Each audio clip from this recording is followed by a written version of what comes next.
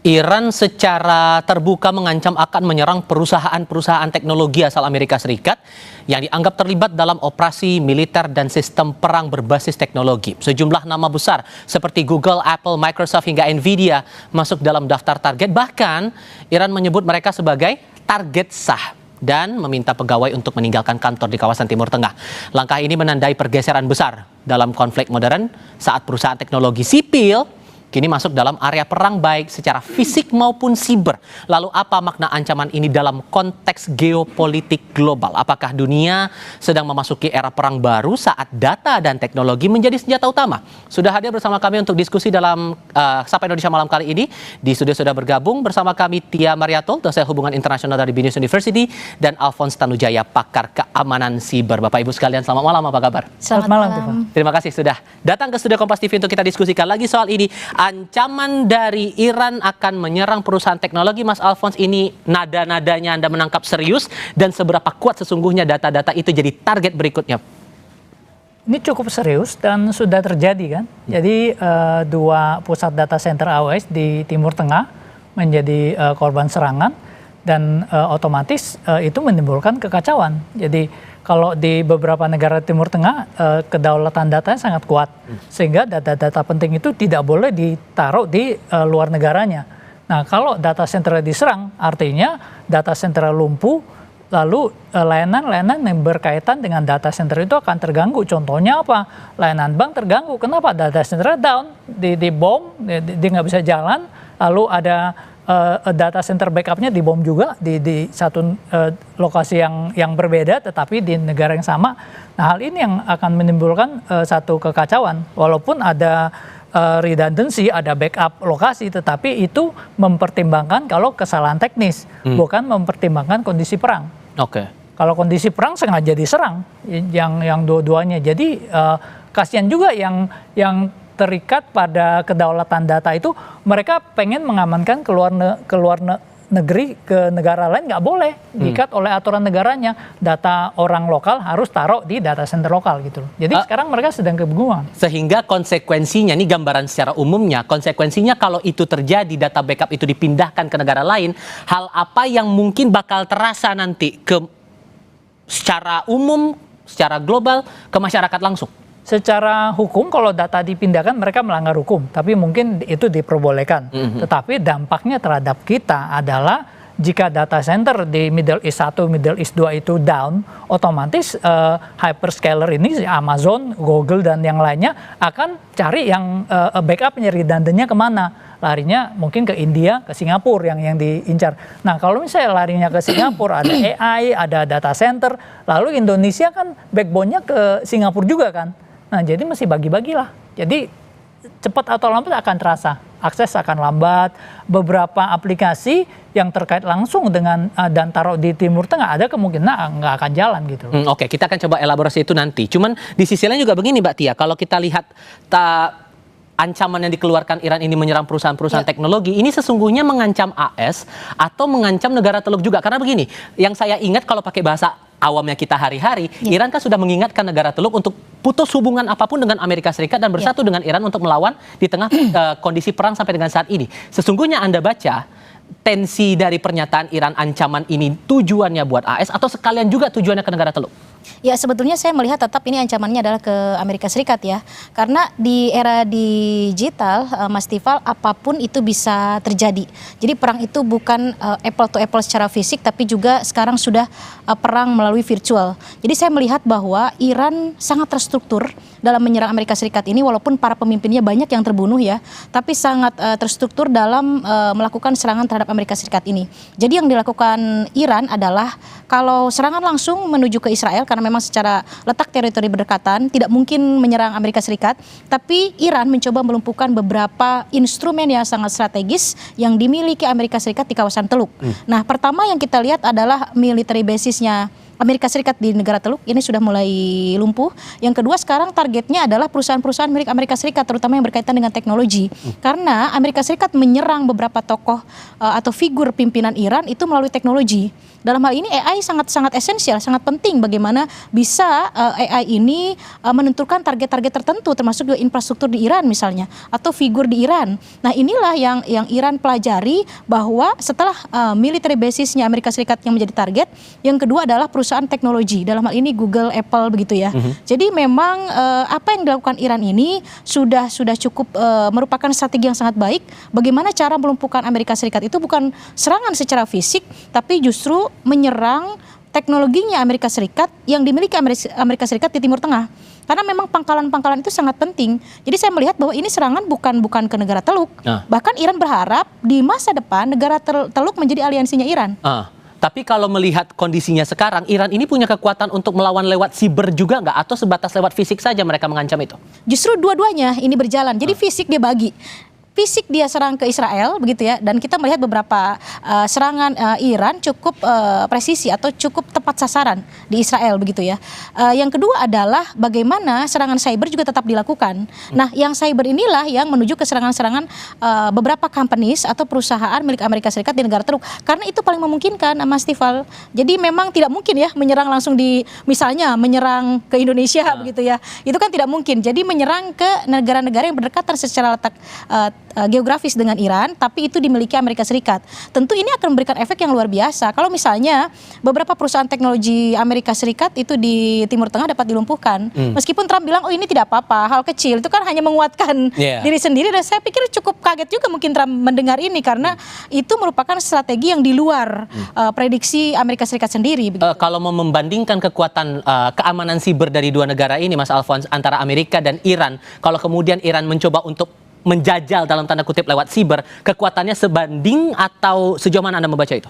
Dari sisi kekuatan kurang sebanding, tetapi Iran ini negara yang sangat cepat belajar. Jadi sebelumnya sejarahnya mereka dulu jadi korbannya Stuxnet. Stuxnet ini menyerang program nuklirnya. Mereka belajar bahwa gue berhasil diretas. Lalu mereka bikin tim-tim pertas. Lalu sekarang bahkan tim-tim pertas Iran ini termasuk jajaran top 10 dari pertas dunia lah. Di top 10 di dunia kira-kira ada Amerika, ada Israel, ada Cina, ada Rusia, ada Korea Utara, Iran kemudian masuk ke sana. Kan mereka belajar, mereka jadi korban banyak sekali dari aksi-aksi pertasan sebelumnya, tapi kelihatan mereka cepat sekali belajar, dan kelihatan juga yang cukup mengejutkan di roket juga mereka sekarang cukup maju, walaupun secara teknis, secara kekuatan itu kalah, tapi masih bisa memberikan lawan, bisa gigit balik gitu loh. Nah, dari sisi kekuatan cyber juga mereka masuk ke top 10 dan memberikan daya pukul yang cukup signifikan. Contohnya kemarin ada email dari petinggi FBI yang berhasil mereka retas dan mereka sebarkan. Itu menunjukkan bahwa oke lah, kalau di head to head mungkin mereka kalah, tapi tidak sampai nggak melawan gitu loh. Itu yang menjadi satu. Ada backup kekuatan nggak dari negara lain untuk membantu Iran ini? Misalnya saya sebut saja Rusia, Tiongkok mungkin ada ikut peran di situ? Secara formal, secara nyata mereka pasti tidak akan mengakui itu. Tapi ya kita nggak tahu di belakang ini apa yang terjadi. Potensi itu ada, Anda baca juga ada untuk konteks siber ini, serangan siber ini? Kalau Arakci bilang kan bahwa Iran dengan Rusia itu mempunyai sejarah yang panjang dalam cooperation, almost cooperation, hampir semua kerjasama. Tidak hanya di ekonomi, saya pikir juga di bidang informasi intelijen dan juga termasuk di bidang cyber security ini. Tapi memang tidak diakui secara jelas ketika misalnya reporter CNN menyatakan di bidang apa saja, Arakci tidak mau menyebutkan. Yang pasti kami sudah memiliki kerjasama di hampir semua bidang. Saya pikir termasuk di cyber security ini. Tidak mungkin kalau tidak ada kerjasama dengan pihak lain. Iran yang notabene adalah di bawah sanksi Amerika Serikat begitu sesuai targetnya ketika menyerang Israel misalnya, di Dimona misalnya itu adalah fasilitas training fasilitas nuklir Israel, walaupun tidak tepat begitu ya, tapi memang itu center daripada training fasilitas nuklir Israel, itu bisa tahu begitu. Kemudian ada beberapa infrastruktur Israel juga tahu, kemudian fasilitas Amerika Serikat di negara Timur Tengah juga tahu. Tidak mungkin kalau tidak ada kerjasama. Ini artinya memang ada kerjasama, tapi indirect, tidak mesti tidak diumumkan begitu ya. Tapi dari statement Arakci ini jelas publik internasional tahu memang mereka bekerja sama dalam semua hal termasuk dalam cyber security gitu. Oke, kalau membaca ancaman yang terbaru ini kan yang ditargetkan adalah perusahaan yang jelas ini perusahaan sipil begitu. Ya. Yang selama ini kita lihat untuk serangan-serangan fisik menggunakan sistem pertahanan itu arahnya kepada sistem negara begitu, Ya. atas nama negara. Kalau kemudian serangan itu ditujukan ke korporasi yang sipil sifatnya itu tadi, Ya. Anda membaca efek apa yang mau coba dikejar Iran dari sini? Dua sebetulnya, satu efek terhadap teknologi Amerika Serikat sendiri, itu artinya memang nanti agak sedikit berkurang tentang informasi, mungkin Mas Alfon bisa lebih detail ya, bagaimana kalau dilumpuhkan dari segi perusahaan teknologi begitu. Yang kedua tentu saya melihat lebih kepada perspektif ekonominya, karena dalam perspektif HI itu ada yang disebut dengan, saya gambarkan secara piramid begitu Mas ya, jadi urutannya satu state, dua MNC, yang kedua yang ketiga ada labor atau proletar atau MNC ini apa nih, people. Bu? MNC itu multinational corporations, Oke. artinya perusahaan-perusahaan yang sometimes menurut orang realis itu state is everything. Negara itu di atas segalanya, dia decision maker. Tapi kadang-kadang menurut liberalis itu MNC juga punya peran dalam keamanan negara, dalam konflik, dalam membentuk keamanan begitu ya, dalam berkontribusi terhadap pembentukan ekonomi, economic development. MNC cukup berkontribusi yang kadang-kadang levelnya bisa naik di atas state begitu ya. Bagi kaum-kaum yang memang pro terhadap cooperation, terhadap kerjasama. Nah, kalau misalnya si MNC yang dimiliki oleh satu negara atau berinvestasi di negara tersebut adalah dilumpuhkan, maka memberikan efek terhadap ekonomi secara signifikan. Artinya Amerika bukan hanya rugi dalam APBN mereka, tapi juga cukup lumpuh misalnya ketika beberapa perusahaan milik Amerika Serikat diserang. Apple, Google itu the biggest company milik Amerika Serikat dan sangat esensial bagaimana Google melakukan propaganda misalnya, bagaimana Google memberikan informasi kepada dunia internasional, itu sangat esensi. Makanya di Iran kan dilarang penggunaan beberapa instrumen milik Amerika Serikat seperti Google. Itu kalau Mas visit ke Iran itu susah. Bagaimana kita googling nyari informasi melalui Google. Cina juga sudah melakukan itu ya. AI pun Cina tidak mengadopsi dari Amerika Serikat karena berbahaya begitu. Nah, ini kalau sampai dirusak begitu, ini memberikan efek yang cukup signifikan saya pikir terhadap kekuatan Amerika Serikat gitu. Gambaran secara sederhananya sih kalau terjadi upaya peretasan dalam tanda kutip penyerangan dalam konteks siber, Mas Alfons, hal mana yang mungkin akan coba dituju kalau konteksnya perang seperti sebesar ini? Jadi sebenarnya list perusahaan-perusahaan yang diincar oleh Iran itu cukup relevan juga jika itu berkaitan langsung dengan aktivitas militer. Contohnya ada Palantir, terus kemarin yang ribut si Anthropic itu mau dipakai AI-nya untuk menentukan lokasi ya apa aja yang disasar. Lalu ada perusahaan-perusahaan terkait yang memiliki kontrak militer dengan Israel. Logically itu sih menjadi target yang sah karena memang diproses untuk menyerang Iran. Tapi dari seluruh list itu juga rasanya kalau Apple sama Tesla saya bingung, kecuali Iran bisa kasih buktinya nih Apple dan Tesla ini bukti. Tapi yang beberapa yang berhubungan militer langsung, Amazon, AWS juga itu memang secara tidak langsung memang teknologi digunakan dan itu kan ada farm AI-nya yang digunakan gitu.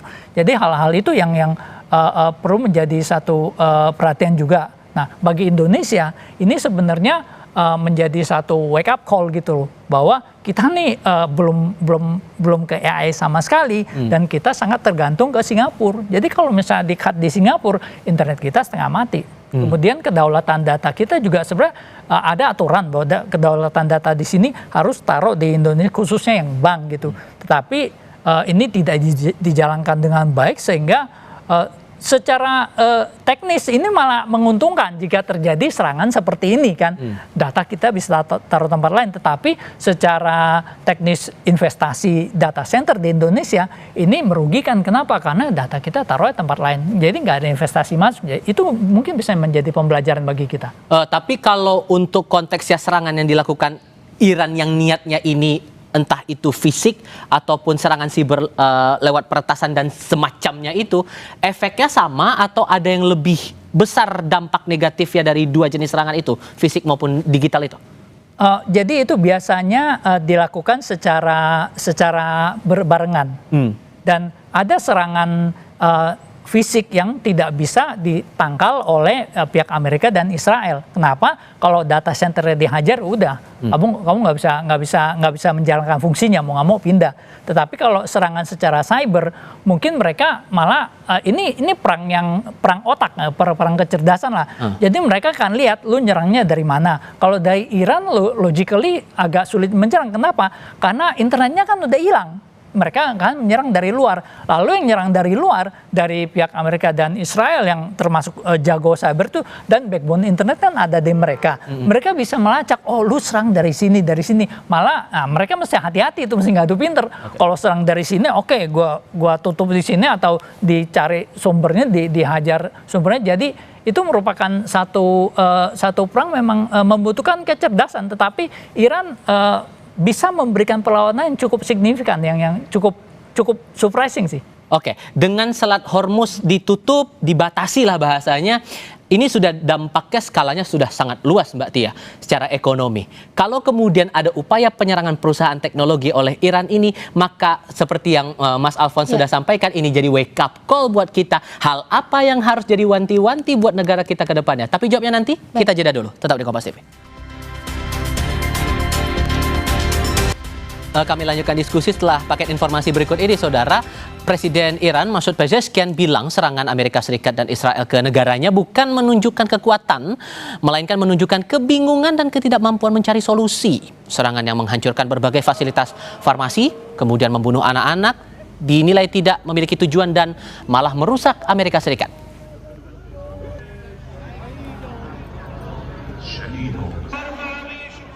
Iran juga menyebut serangan yang dilancarkan Amerika Serikat maupun Israel terhadap fasilitas militer mereka tidak berdampak signifikan.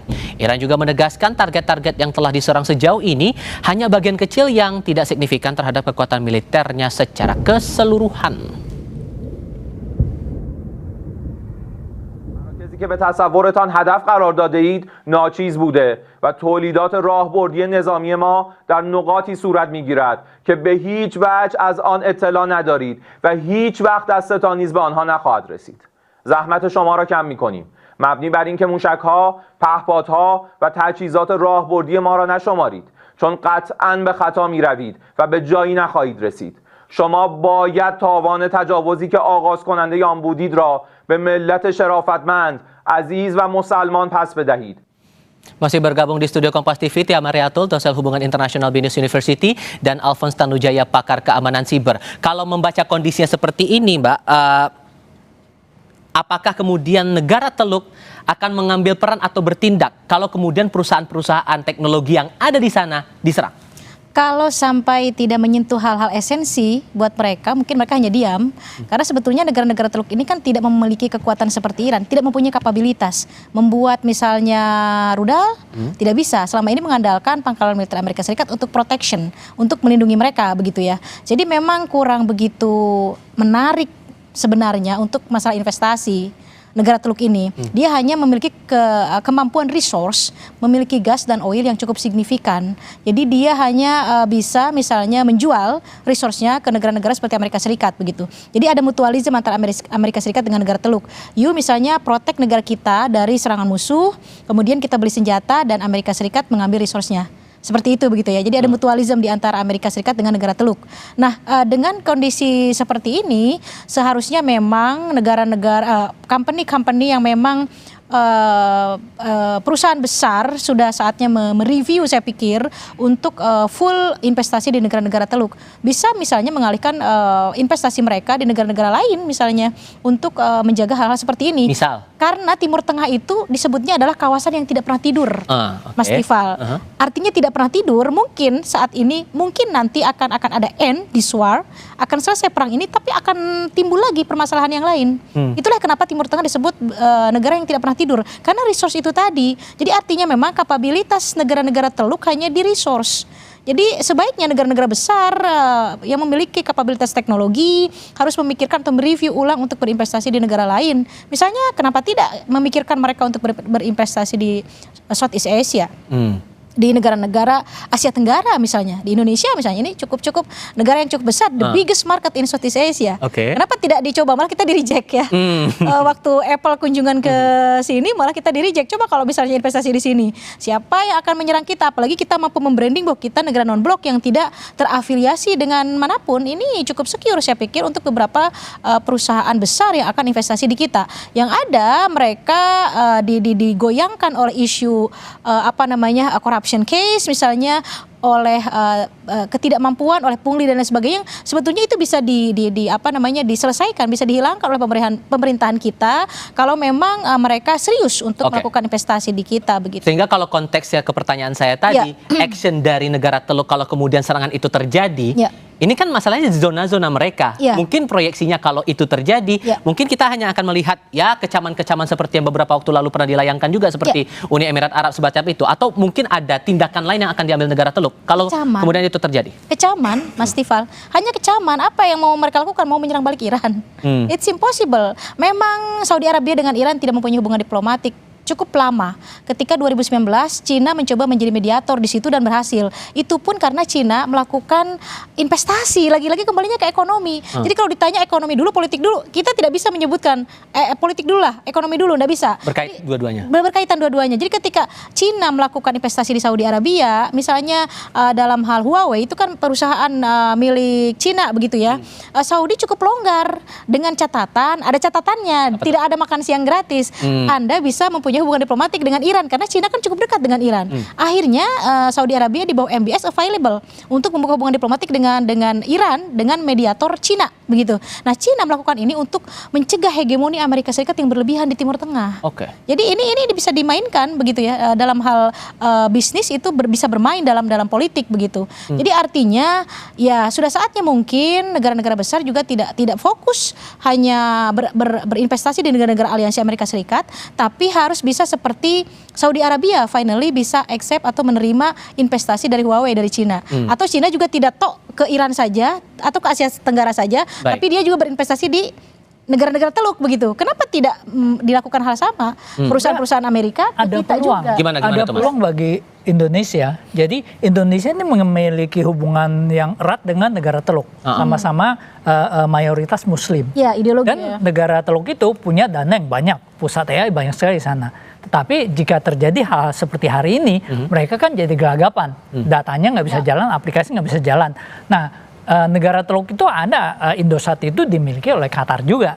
Nah, jadi kita bisa menawarkan kepada negara-negara Teluk yang uangnya banyak sekali itu untuk memberikan backup data center di sini gitu loh. Nah, jadi kita bisa tawarkan, oke, kamu ke negara lain kan kamu mungkin nggak ini, kita sama-sama negara Islam ya kan, lalu kamu bisa lakukan ini gitu loh. Nah, hal itu mungkin menjadi salah satu pertimbangan. Mungkin pemerintah perlulah mulai melakukan pendekatan ke negara Teluk. Oke, why don't you put your data center backup in Indonesia? We are very stable, nggak ada yang mau ngeroket kita di sini.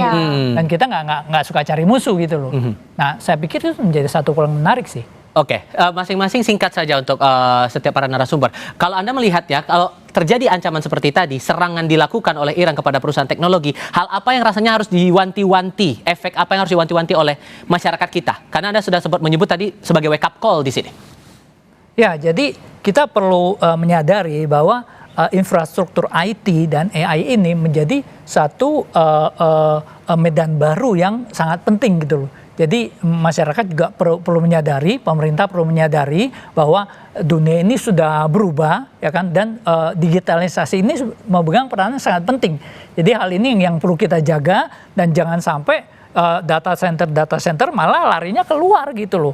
Pemerintah perlu sangat serius untuk memperhatikan hal ini. Kita malah sekarang tergantung sekali dengan Singapura. Kalau bisa kita punya beberapa backbone utama, jangan sampai Singapura terganggu, ya kan, lalu kita gelagapan, internet kita akan technically akan mati gitu loh. Kita perlu ada banyak backbone cadangan. Hal itu yang perlu menjadi perhatian pemerintah. Kalau bisa malah kita tandem dengan Singapura. Kita nggak mungkin ngalahin Singapura. Tandem dengan Singapura di Batam atau di mana. Jadi ada pusat data center lainnya dan pelan-pelan kita bisa menyerap. Mbak Tia, untuk kekuatan AI dari masing-masing negara, Iran dan Amerika Serikat, kalau konteks teknologi, imbang nggak tuh? Enggak. Tentu jauh lah, itu tentu Amerika Serikat stronger than Iran. Sudah pasti itu. Hanya saja kan itu tadi seperti Mas Alfonso bilang bahwa Iran mempunyai kapabilitas untuk itu. Permasalahannya kan ini hanya persoalan uang. Iran di bawah sanksi ekonomi tidak bisa mengembangkan kapabilitasnya dalam hal teknologi dan lain sebagainya.